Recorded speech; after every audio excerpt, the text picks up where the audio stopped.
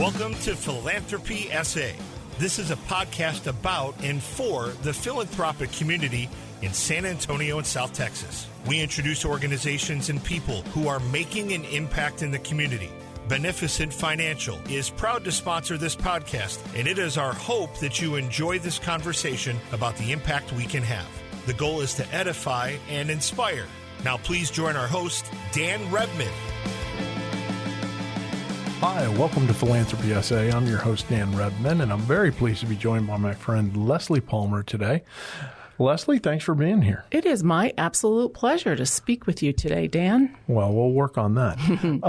So Leslie is the founder and managing partner of Leslie Palmer Consulting Group, and she has seen a lot and done a lot for organizations here in San Antonio. So I just thought she'd be the perfect person to have on and kind of talk about the state of what's going on in the philanthropic world in San Antonio right now. We're also both part of Social Venture Partners, and you'll probably see, you won't see anything on this podcast. It's all audio. So you will hear about references to Social Venture Partners probably throughout. But the first and most important question, Leslie, is what's the M for? Mary. I think my mother and father thought they were having a nun. Good. There you go. Roman Catholic, Mary Leslie Palmer. It's all good. I was going to guess that, but I wasn't 100%, but wanted to check. So, and then, your voice just doesn't have that full South Texas twang that some of my guests have had. So in my early days here, I went to call in a donor that lived out in rural South Texas, and they said, "Y'all not from here, are you?" And I said, "No, sir." And I stopped, and that was a really bad imitation of a South Texas accent. So my apologies to all those that carry that twang in their voice. No, I am a born and raised New Englander, was born in Newport, Rhode Island. I grew up on an island, and then I moved to the middle of Texas. So my husband was a native San Antonio, did a career in the Navy. We met in Newport, where he was stationed at the Naval War College, and second marriage for both of us. Not that that's important, but now I live here, and my children are all here. 3 children came at different times, and now I have 2 beautiful grandchildren that were born in San Antonio. So it's all good. And with grandchildren here and children here, I'm Leslie's not going anywhere. Not going No, anywhere. sir. No, sir. I like to go back to New England in the summer just to escape this heat, but I come right back home to our San Antonio beautiful city. I love it here, and it is a wonderful city to live in. It is indeed. And I am with you on beating the heat when you can. Yeah. So when you decided, you're in the consulting realm on the nonprofit side. What made you decide to get involved in the nonprofit world? Well, we moved here 21 years ago this month, and I have had a very varied career. I talk about my career path being more like a long and windy road. And when I came here, I made a decision to work in the nonprofit sector. I had served on boards, I had dabbled in it a little bit, but I had ended a career as a professional firefighter, and I decided that the next phase of my career was going to be working to benefit the greater good, as I did in the fire service, but in a very different way. So I put out fires, and now I put out fires. But it was a conscious decision to work in the nonprofit sector, and I started at the Boys and Girls Clubs of San Antonio. I was the very first development director there, and literally first, no database, no anything. And then I moved on to the Red Cross, where I stayed for a number of years. Both I was here in San Antonio and then worked nationally for the American Red Cross. Never moved out of San Antonio, but I telecommuted before it was cool. There you go. Yeah. And then what prompted you to start? Yeah. So when I left the Red Cross, I came back to San Antonio and worked for some nonprofits here. And after a couple of stints in the chief executive or executive director role, I knew it was probably not the best fit for me. And I thought, what's next on my horizon? And I now had this many decades worth of experience, both in the nonprofit and the for-profit sector. And I thought, I think I can take my experience and help a variety of nonprofits be stronger in two ways. I thought I can help boards understand their role better and really work to the benefit of the organization, and I can help strengthen organizations to be more sustainable. And both of those added up to what is now this business. It started out with just me, and now there's 7 other consultants that work with me, and we work across the spectrum of what I say is the business side of the nonprofit. We don't really do mission delivery, but we do the business side to help you be building a sustainable organization. We help you strengthen boards. We help you strengthen the operations of the organization, fundraising, whole litany of different aspects of the work. Very good. And so engagements with your group involve what? I mean, is it do you have people come in and kind of turn the place upside down? Is it, come sit on the couch once a week for an hour? I mean, what? Some of it is that. Some of it is what I learned being the executive director of the CEO is that it's a very lonely job. And so I do a lot of work with CEOs to help them better do their job. Sometimes I'm a sounding board, sometimes I'm a thought partner. But we go everywhere from, we had a little tiny contract that we were doing some bookkeeping services. We have some finance people on our team, and that was it. That's all we were doing for one organization. Then we go all the way up to we're serving as one client's development shop and their marketing communications team, and we just wrote a strategic plan for them, and we do lots with them. So it can be the very small to the very large. The larger client we've been working with for about 3 years, 2.5 years, and it's been transformational. They're telling me that, so I feel very proud to say that. And they are a stronger board, and they are a more highly functioning organization today. Now, it's not just our work. They've put a tremendous amount of effort into it, and we're pleased to be their partner. That's great. What's something that maybe people don't think of that you can do for them, that they may not even realize that they need that service, and you can say, oh, no, we do this for multiple agencies? Some of it is that visioning work. It is, are you what you're supposed to be? Some organizations have been around 20, 30, 40. We have a client right now that's around 50 years, and they need to think about, and they know this, how are they going to be here for another 50 years? What's it going to look like? How are they going to serve the needs of the community today? Because we very well know San Antonio isn't what it was 50 years ago. The whole country isn't what it was 5 years ago, pre-pandemic. So it is helping them look at the community they serve. What are those services they provide? Are they still relevant? Or are there other needs in the community? And how do we envision this organization in its next iteration?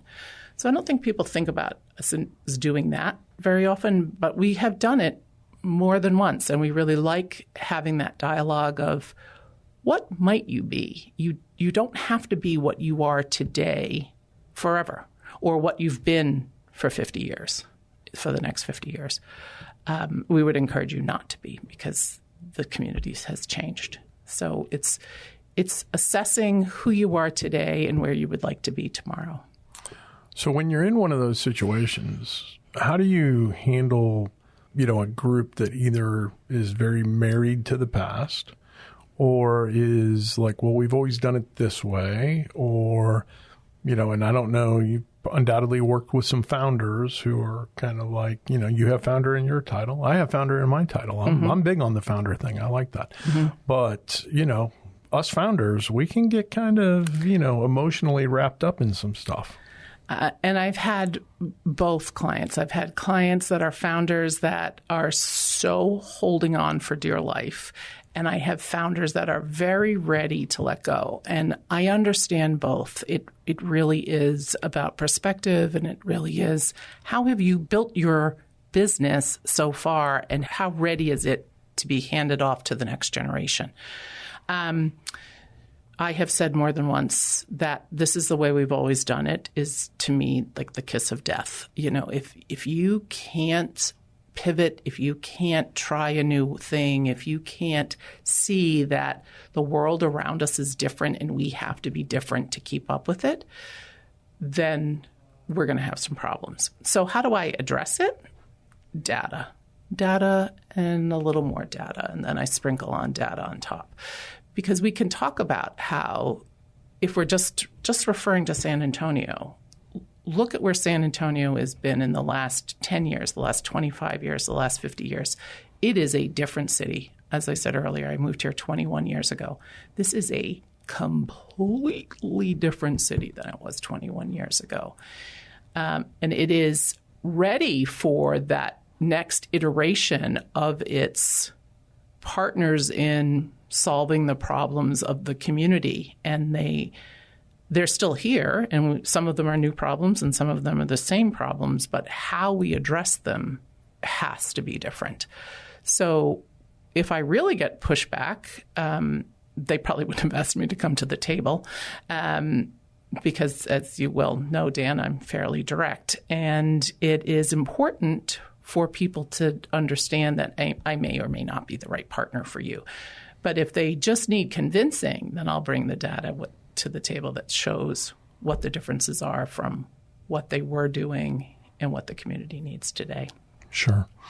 You are, I think, the person who brought this statistic to my attention for the first time, that there are, 10,000 501c3s in Bexar County? Honestly, I never know exactly what the number is. I think it's 7,000 to 8,000 in Bexar County, but that could be San Antonio, and then there's more in the county. So don't quote me on that, but it is an astronomically large number. Yeah, which is great. A lot of potential clients for you. Yeah, no.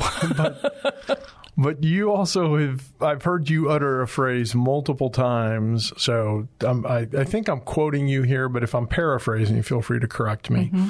If anyone out there is thinking about opening a new nonprofit, don't. So explain that. So when I get a call, can you help me start my nonprofit? My first answer is not if I can talk you out of it. So please let me talk you out of it first. And it is not because I don't think your idea is good or the issue you're trying to impact isn't worth solving or having an influence on. It's that someone is probably already doing it. And people love to say things like, but my idea is different, or I'm unique, or if I had a nickel for every time I heard that, I'd be very wealthy. It is not that your idea isn't valuable. Ideas are really valuable. But the first thing we say to people is, what research have you done in our community on how that is currently being addressed?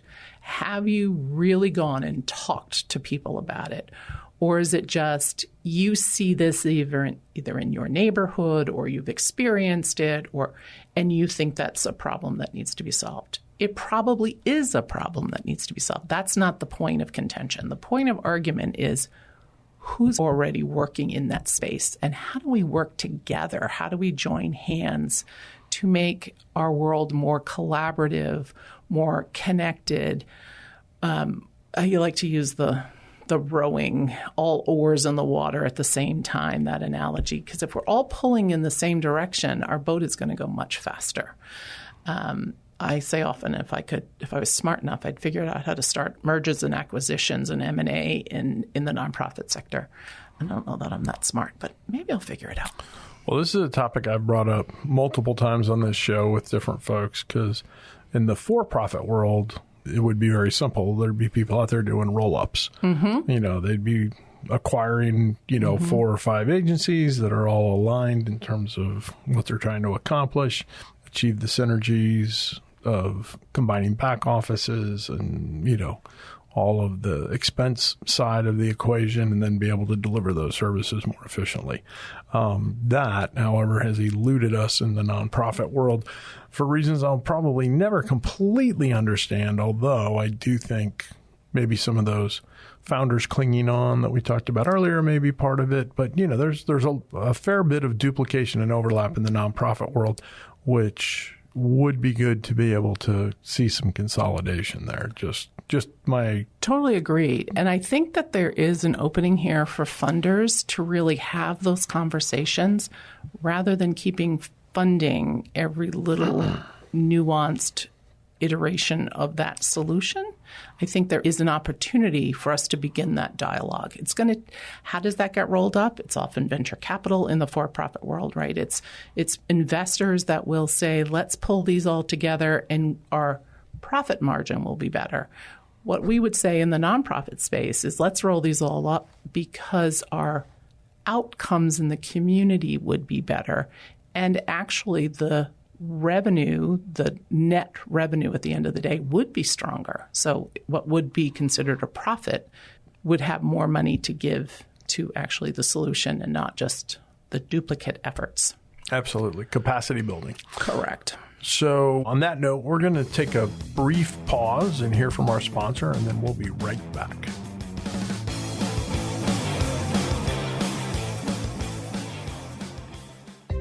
Many of you out there care deeply about wanting to make an impact on the world around you. You want to help take care of the people and organizations that are important to you. We understand that because we feel the same way. Beneficent Financial wants to help you. Our mission is to help people like you with professional, individualized financial advice achieve their objectives. Whether your financial legacy will stay within your family or benefit the community at large, we are able to help. Call Beneficent Financial today at 210-999-5511. In addition to traditional wealth management, we offer philanthropic services such as direct donations of required minimum distributions, donor-advised funds, and foundations. Call 210-999-5511 or go online to beneficentfinancial.net. Let us help you do well so you can do good. Securities offered through Momentum Independent Network, member SIPC/FINRA.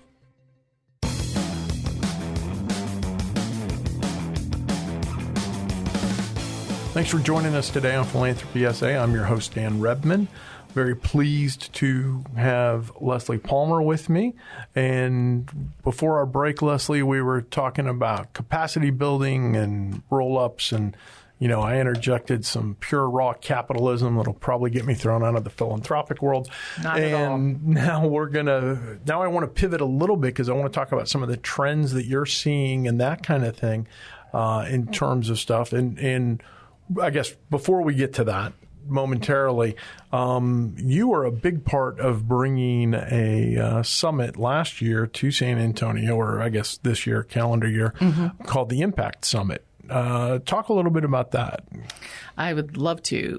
Nisi Bennett and Becky Dinnan, all of us are social venture partners, and we collaborated to bring a training and education summit to San Antonio. We held it at Hallmark University, and they were an incredible partner. And the Area Foundation also partnered with us, as did Dan and other folks in our community that are in the for-profit world said we want to invest in this. And we were very naive in our work and saying, if we get 50 people to come. Well, we sold out at 125, and we had a waiting list of, 50 or 60 people, and we were shocked. More importantly, though, what was delivered on that day, it was earlier in this year in the springtime, was really good professional development for the nonprofit sector.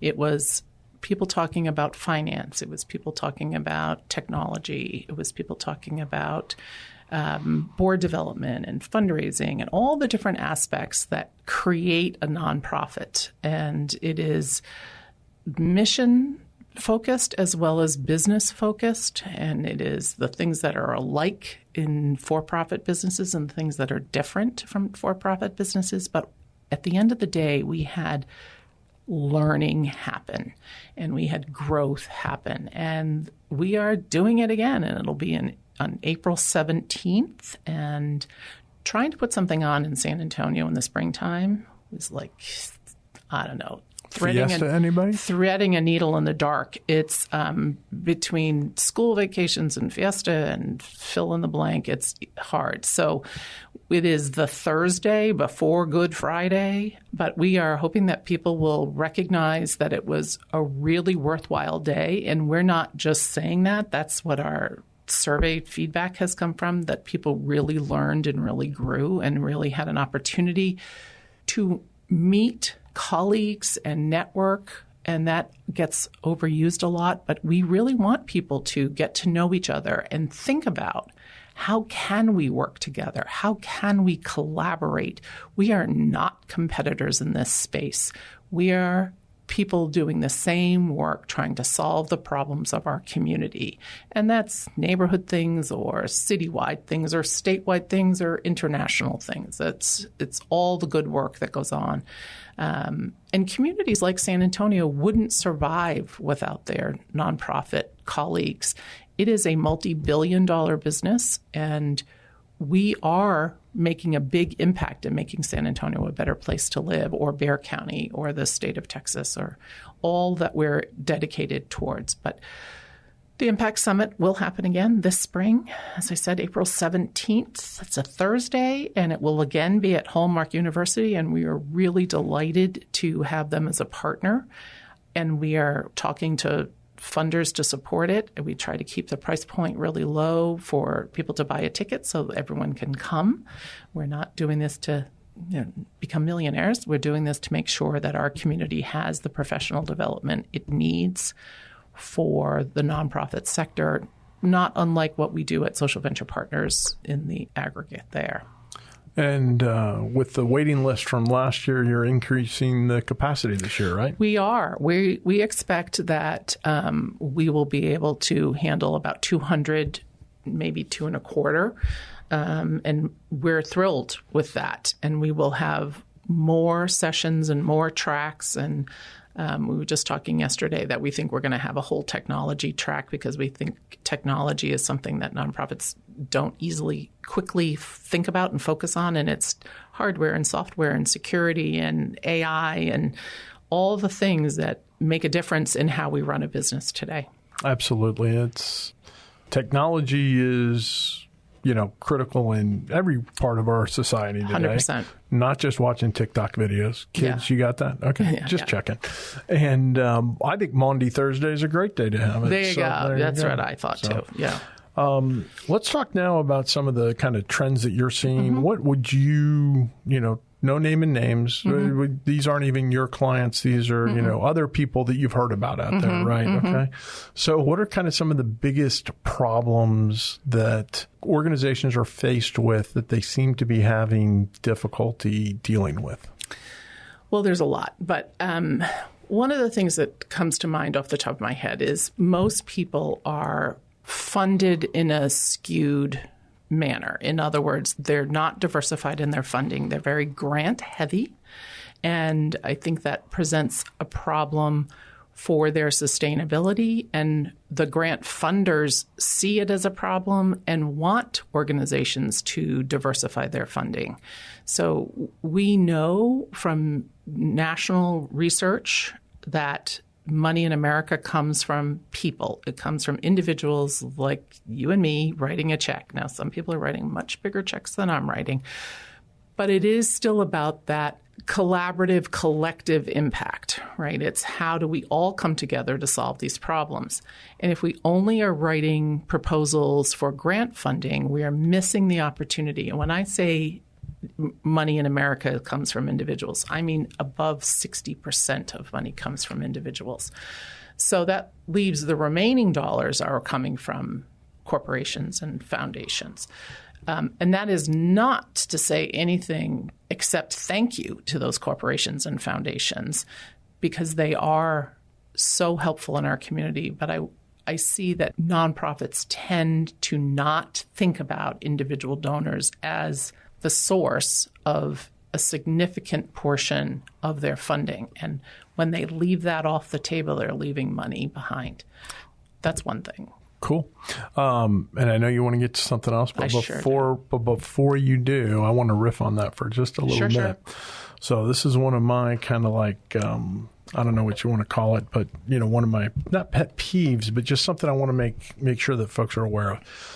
One of the biggest single issues with funding when you're relying on individuals is that if you look at the net worth of philanthropically inclined individuals, they're going to have 20%, 25% of their assets in liquid and available form that, they could relatively easily write a check. If you can talk to your funders about that other 75% of their asset base in a way that makes sense and helps them save taxes, whether we're talking appreciated stock positions, privately held businesses, real estate, that type of thing. There are so many ways that they can use those assets to fund these things that they want to fund. And in their mind, this isn't like you're crossing some threshold with them. This is, they don't even think about those. They wall those assets off from even thinking about it. And they would love to be able to do that. So that's kind of my jam, is getting involved in that and kind of helping people realize what they can do. It is a great point, because we don't think about the breadth and the depth of people's assets. They think about what's in their checking account, and people's checking accounts are the tip of the iceberg, right? So how do we have those more robust conversations? And it's with people like you that are being trusted advisors to people who have means that can make and want to invest in organizations that are solving problems in our community. Well, if people want to get in touch with you and get access to this wonderful pool of talent that you have available to help them with, how do they do that? Well, they can look on our website. It's MLPconsultinggroup.com. MLP, like my initials, MLPconsultinggroup.com. And there is a little form you can fill out, and that tells us you want to talk to us. And we are so happy to talk to people. When you talk to us, that doesn't cost you anything. We're happy to come and discuss what you might need. And then what we often find is what you bring to the table as, this is what we need, something else usually pops up. And we're happy to have that conversation too. So And we don't have to solve all the problems at once. We can do it one little bit at a time. We're here to be an asset for you, an ally for you. We want nonprofits to be successful. We want you to be building a sustainable organization that will be here for many moons to come. The only reason we want you to go out of business is because the problem you are addressing is solved, not because you didn't build the right business model, or you didn't have the right funding, or you weren't telling your story strong enough. There's so many. Those are the easy things to solve. The problems that the nonprofit organizations are addressing, those are the difficult problems. And if you can do that, we can help you do the other stuff. So please do reach out to us. We're happy to talk to you, and talking to us costs you nothing. Very good. And what's the one question that I didn't ask that you wanted me to ask today? I think one thing we didn't talk about was board development. And I'm so impressed by people who are willing to sit on boards, and I want to encourage others to do that. But I also want to encourage those that are or thinking about to learn what that means and to really dig into the responsibility of sitting on a board and what that role entails.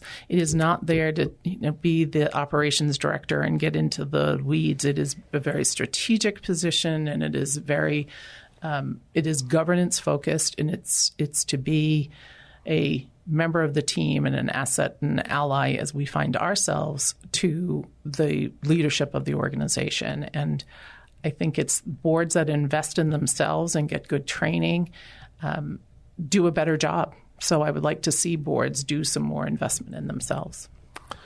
Very good. Well, that sounds like a good note for us to close on. Sure does. I want to thank you for being here, Leslie. Always good to spend time with you. On behalf of Philanthropy SA, I'm your host, Dan Rebman, and just reminding you to do well so you can do good.